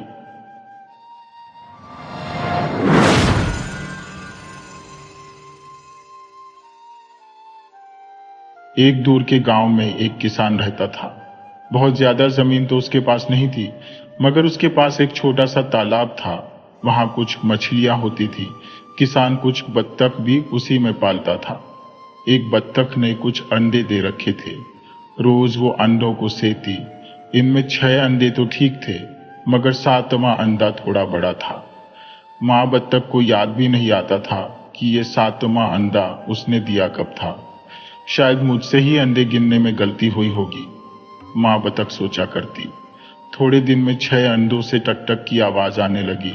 अंडों के फूटने का समय हो चला था, मगर 7वें अंडे में कोई हलचल नहीं हुई। माँ बतख परेशान हुई और उस आखिरी अंडे को सेती रही। थोड़ी ही देर में बाकी के 6 अंडे फूटे और उसमें से पीले पीले बतख के चूजे निकल आए। बत्तख के बच्चों ने अंडे से निकलते ही शोर मचाना शुरू किया। क्वैक क्वैक और खाना ढूंढने में जुट गए, लेकिन 7वां अंडा अभी तक नहीं फूटा था। आखिर अगली शाम होते होते आखिरी अंडे में भी हलचल हुई। टक टक की आवाज आई और थोड़ी ही देर में आखिरी चूजा भी अंडे से बाहर आ गया। लेकिन ये क्या? बाकी प्यारे प्यारे पीले चूजों जैसा तो ये बिल्कुल नहीं था। ये तो भूरा सा कुछ ज्यादा ही बड़ा और बेडौल सा था। ये गंदा सा बदसूरत चूजा मेरा कैसे हो सकता है? माँ बतख ने सोचा। खैर, बाकी सारे बत्तख के बच्चे तो ज्यादा खाते ही थे, ये 7वां वाला उनसे भी ज्यादा खाता था। थोड़े ही दिन में वो आकार में सब चूजों से बड़ा हो गया। बेचारा ये बदसूरत बत्तख का बच्चा लेकिन बड़ा दुखी रहता था। बाकी चूजे न तो उससे बात करना चाहते, न ही उसके साथ खेलना चाहते थे। उनके जैसा प्यारा सा तो ये था नहीं। माँ बत्तख उसे समझाने की कोशिश करती, कहती, ओह प्यारे बच्चे, तुम बाकियों से इतने अलग क्यों हो? ये सुनकर बेचारा बदसूरत बत्तख का बच्चा और दुखी हो जाता। उसकी बेढप चाल को देखकर किसान के खेत पर रहने वाले और जानवर तो उस पर हंसते ही थे। किसान के बच्चे भी अक्सर उसका मजाक उड़ाने पहुंच जाते। अक्सर रात में अकेले बैठा बेचारा बदसूरत बत्तख का बच्चा रोया करता। एक दिन बहुत दुखी होकर बेचारा बदसूरत बत्तख का बच्चा किसान के खेत से भाग गया। पास में ही जंगल शुरू होता था। वहां से हर सुबह कई चिड़ियों की आवाज आती थी। बेचारा बदसूरत बत्तख का बच्चा सोचता था कि वहां जरूर मेरे जैसे भूरे पंखों वाला कोई न कोई रहता होगा। वो पक्का मेरा मजाक नहीं उड़ाएंगे। यही सोचता बेचारा बदसूरत बत्तख का बच्चा जंगल में जा घुसा। वहां सच में कई पक्षी थे, रंग बिरंगे, कुछ झाड़ियों में, कुछ पेड़ों पर बैठे। बेचारा बदसूरत बत्तख का बच्चा दौड़कर उनके पास जा पहुंचा। उसने सर उठाकर पुकारा, सुनिए, क्या आप लोगों ने मेरे जैसा भूरे पंखों वाला कोई बत्तख देखा है? चिड़िया ने उसे हिकारत की नजर से देखा। कुछ हंस भी पड़े। सबने ना कह दिया। एक बूढ़े बगुले ने उसे आगे जाने का इशारा कर दिया। बेचारा बदसूरत बत्तख का बच्चा समझा कि शायद आगे कहीं मेरे जैसे बत्तख के बच्चे रहते होंगे और बूढ़ा बगुला वहीं जाने कह रहा है। वैसे भी बूढ़े ज्यादा बोलते नहीं, इसलिए इशारा किया होगा। यही सोचता हुआ बेचारा बदसूरत बत्तख का बच्चा आगे चल पड़ा और घने जंगल के अंदर, वहां पेड़ ज्यादा घने थे और सूरज की रोशनी मुश्किल से ही जमीन तक आती थी। चलते चलते दोपहर हुई, फिर शाम भी होने लगी। इसी तरह चलते चलते जब कुछ दिन बीत गए तो कहीं मैं घने जंगल में रास्ता तो नहीं भूल गया? बेचारा बदसूरत बत्तख का बच्चा सोचने लगा। तभी आगे एक बड़ा सा तालाब नजर आने लगा। बेचारे बदसूरत बत्तख के बच्चे ने सोचा, रात रुक जाने के लिए यही जगह ठीक रहेगी। जैसे तैसे उसने रात वहीं गुजारी। सुबह हुई तो बेचारा बदसूरत बत्तख का बच्चा आगे चलने की सोचने लगा। तभी वहां कुछ जंगली बत्तखों का एक झुंड उसे नजर आया। तालाब के दूसरे कोने पर उनके घोंसले थे, जो रात में वो देख नहीं पाया था दूसरी बत्तखों को। बेचारा बदसूरत बत्तख का बच्चा दौड़ा भागा उनके पास पहुंचा। एक नए बत्तख को देखकर पहले तो जंगली बत्तखों ने उसे घेर लिया, फिर पीछे से कोई बत्तख का बच्चा चिल्लाया, जरा इसकी बैरब चाल तो देखो। फिर जोर का ठहाका लगा। बेचारा बदसूरत बत्तख का बच्चा झेप गया, लेकिन उसने सोचा, इनसे पूछ कर देखते हैं, शायद इन्हें मेरे जैसी बत्तखों का पता मालूम हो। मगर जंगली बत्तखों ने कहा कि उस जैसी बदसूरत और बेरब चाल वाली बत्तख तो उन्होंने कभी देखी ही नहीं। हाँ, जंगल के कोने पर एक छोटा तालाब है, शायद वहां कोई बदसूरत बत्तख मिल जाए। बेचारा बदसूरत बत्तख का बच्चा सोचने लगा कि उसे आगे जाना चाहिए या वापस किसान के घर ही लौट जाना चाहिए। इतने में दूसरे बत्तख के बच्चों ने उसे चोंच मारनी शुरू कर दी। झुंड के सरदार ने कहा, तुम्हारी बदसूरती से हमारे झुंड की शोभा बिगड़ रही है लड़के। दूसरे तालाब का पता तुम्हें बता दिया है, फौरन उस तरफ भाग जाओ। बेचारा बदसूरत बत्तख का बच्चा क्या करता, वो कुछ दिन का सफर और तय करके जंगल के किनारे तक पहुंचा। वहां सचमुच एक दूसरा तालाब था। बेचारा बदसूरत बत्तख का बच्चा सोचने लगा, वो बड़ी तालाब वाले सरदार बत्तख इतने बुरे भी नहीं थे। उन्होंने अपने साथ नहीं रखा क्योंकि बच्चे मेरा मजाक उड़ा रहे थे। रास्ता तो उन्होंने बिल्कुल सही बताया था। तालाब के किनारे पहुंचकर वो इधर उधर देखने लगा। झाड़िया के पास उसे कुछ और जंगली बत्तख दिख गए। बेचारा बदसूरत बत्तख का बच्चा फौरन उनके पास पहुंचा और पूछा कि क्या वो उस जैसी किसी बत्तख का पता जानते हैं। मगर इस बार भी बत्तखों ने उसे देखकर मुंह बनाया और कहा कि फौरन यहां से भाग जाए, इस तालाब के पास बंदूक वाले शिकारी भी आते हैं और बेचारा बदसूरत बत्तख का बच्चा जरूर शिकारियों की गोली का निशाना बन जाएगा। बातें हो ही रही थी कि एक तेज आवाज आई। सारे जंगली बत्तख क्वैक क्वैक करते पंख फड़फड़ाते एक तरफ भागे। बेचारा बदसूरत बत्तख का बच्चा कुछ समझ नहीं पाया। इतने में दूसरी तेज आवाज आई और एक दो जंगली बत्तख ढेर हो गए। बेचारा बदसूरत बत्तख का बच्चा समझ गया कि यह शिकारियों की बंदूक की आवाज है। वो जान बचाकर दूसरी तरफ भागा। भागता हुआ वो एक छोटे से झोपड़ी के पास पहुंचा। इतनी देर में उसे भूख भी लगाई थी। तभी उसे झोपड़े के आगे एक टोकरे के नीचे कुछ रोटी के टुकड़े दिखाई दिए। उन्हें खाने बेचारा बदसूरत बत्तख का बच्चा टोकरे के नीचे जा घुसा। ठप की आवाज आई और टोकरा बंद हो गया। दरअसल वो झोपड़ा एक बुढ़िया का था जिसे कम नजर आता था। वो अपनी कुछ मुर्गियों और अपने कुत्ते के साथ शहर के बाहर ही रहती थी। जंगली चिड़िया पकड़ने के लिए उसने वो फंदा लगा रखा था। बेचारा बदसूरत बत्तख का बच्चा देखकर उसने सोचा, इसे कुछ दिन अपने पास रखती हो, शायद ये कुछ अंडे दे तो उन्हें बाजार में बेचकर कुछ पैसे घर आएंगे। लेकिन पिंजरे में कई दिन बंद रहने के बाद भी बेचारा बदसूरत बत्तख का बच्चा कोई अंडे तो दे नहीं रहा था। बुढ़िया ने एक दिन कहा, एक दो दिन और देखती हो, अगर फिर भी इसने अंडे नहीं दिए तो इसे पकाकर तो खाया ही जा सकता है। ये सुनते ही बुढ़िया के कुत्ते और मुर्गियों की बाँछें खिल गई। मुर्गियां चिल्लाई, हाँ हाँ, तू कुछ दिन और अंडे मत दे, फिर बुढ़िया तेरी गर्दन तोड़कर तेरे गंदे पंख नोचेगी और तुझे कढ़ाई में पकाएगी। तेरे पिंजरा खाली करते ही ये जगह वापस हमें मिल जाएगी। कुत्ता भी अपने पंजे चाटता हुआ बोला, अगर बुढ़िया इसे पकाएगी तो मुझे भी कुछ हड्डियां चबाने को मिल जाएंगी। बड़े दिन हुए हड्डियां चटकाए, मजा आ जाएगा। अब तो बेचारा बदसूरत बत्तख का बच्चा सोच में पड़ गया, हे भगवान, मैं ये कहां आ फंसा। इससे तो किसान का घर ही ठीक था। कम से कम कोई मेरे पंख नोचकर पकाने की तैयारी तो नहीं कर रहा होता था। अब तक किसान के घर से निकले कुछ महीने बीत चुके थे और गर्मियां बीत रही थी। एक रात जब बुढ़िया पिंजरे का दरवाजा ठीक से बंद किए बिना सोई, तो बेचारा बदसूरत बत्तख का बच्चा वहां से निकल भागा। जान बचाकर वो बिना रुके भागता रहा। अब जाड़ों का मौसम नजदीक आ गया था और खाना भी आसानी से नहीं मिलता था।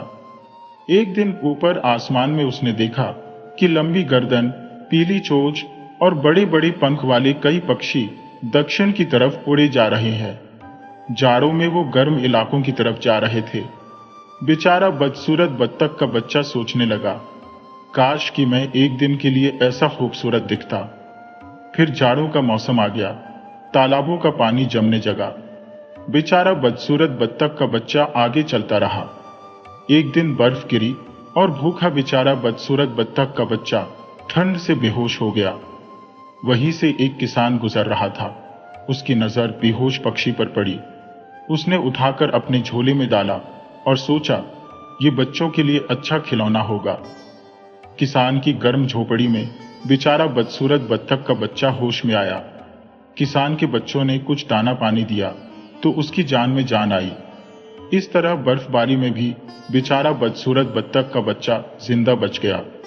लेकिन किसान गरीब था और अगली वसंत ऋतु आने तक बेचारा बदसूरत बत्तख का बच्चा इतना बड़ा हो गया था कि किसान और उसके बच्चों को उसे झोपड़ी में रखने में दिक्कत होने लगी। एक दिन सबने सोचा, इसे घर में रखना अब ठीक नहीं। अगली सुबह किसान ने उसे एक झोले में डाला और पास ही मौजूद राजा की झील में फेंक आया। बेचारा बदसूरत बत्तख का बच्चा कई दिन से पानी से दूर रहा था। उसने जैसे तैसे पैर चलाए और सतह पर आया।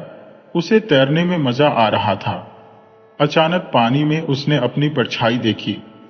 तभी दक्षिण की ओर गए पक्षी वापस अपने तालाबों में लौटने लगे। लंबी गर्दन, पीली चोंच और बड़े पंखों वाले हंस भी घर लौटे। फिर बेचारा बदसूरत बत्तख का बच्चा समझ पाया कि वो बत्तख तो था ही नहीं, वो तो हंस था। हंसों के झुंड ने उसे घेर लिया। तुम कहाँ गायब रहे? हमारे साथ दक्षिण तो गए नहीं थे तुम? क्या तुम किसी और झुंड के हो? सबने अलग अलग सवाल पूछा। वो बत्तखों से कई गुना खूबसूरत हो चुका था। किसी ने उसे बेचारा बदसूरत बत्तख का बच्चा भी नहीं कहा। हंसते हुए वो नया हंस बोला, ये तो एक लंबी कहानी है। हंस की चाल पर फैदा राजकुमारी और उसकी सहेलियां भी उसे खिलाने, उससे खेलने आती। वो बेचारा बदसूरत बत्तख का बच्चा नहीं था, वो हमेशा से हंस था।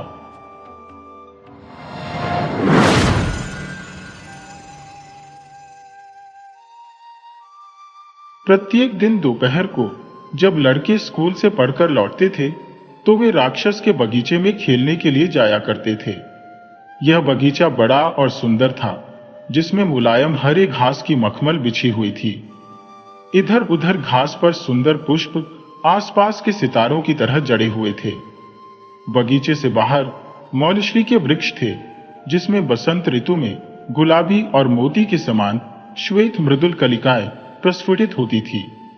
शरद ऋतु में जिन वृक्षों में बढ़िया फल लगते थे, चिड़िया इन वृक्षों पर बैठती थी और मधुर राग में गाया करती थी।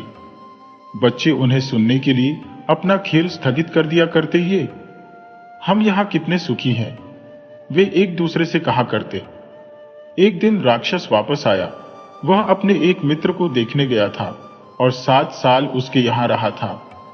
जब 7 साल व्यतीत हो चुके और जब राक्षस वह सब कह चुका जो उसे अपने मित्र से कहना था, क्योंकि उसका वार्तालाप सीमित था, तब उसने अपने दुर्ग को वापस जाने की सोची। जब वह वापस आया तो उसने छोटे छोटे बालकों को अपने बगीचे में खेलते पाया। तुम वहां क्या कर रहे हो? राक्षस ने बड़ी ही रोकी आवाज में कहा, और जिसे सुनकर सब लड़के भाग गए। मेरा बगीचा है। ये कोई बतलाने की बात नहीं है और मैं इसमें अपने के अलावा किसी दूसरे को नहीं खेलने दूंगा, राक्षस ने कहा। इसके बाद उसने बगीचे के चारों तरफ एक ऊंची दीवार खड़ी की और एक नोटिस बोर्ड लगा दिया, जिसमें लिखा था, आम रास्ता नहीं, और जो इस आज्ञा को नहीं मानेगा और प्रवेश करेगा वह जुर्म का भागी होगा। वह सचमुच में बड़ा स्वार्थी राक्षस था। बेचारे बच्चों को खेलने के लिए अन्य कोई स्थान नहीं था। उन्होंने सड़क पर खेलने की चेष्टा की, लेकिन सड़क धूल से भरी हुई थी और जिस पर पत्थर भी पड़े हुए थे। इस कारण बच्चे उसे पसंद नहीं करते थे। वे बगीचे की ऊंची दीवार के चारों तरफ चक्कर लगाते थे और भीतर के सुंदर बगीचे की चर्चा किया करते थे। स्कूल से लौटते वक्त वे एक दूसरे से कहा करते, हम बगीचे में कितने खुश रहते थे। तब बसंत ऋतु आई और सब कहीं छोटी छोटी कलिकाएं और नन्ही नन्ही चिड़िया देखने लगी। केवल स्वार्थी राक्षस के बगीचे में अब भी शीत ऋतु थी। चिड़ियों ने बगीचे में गीत नहीं गाए क्योंकि वहां कोई बच्चे खेलने नहीं आते थे और वृक्षों में भी नई कोंपलें नहीं फूटी थी। एक दिन घास में से एक सुंदर फूल उगा, लेकिन जब उसने राक्षस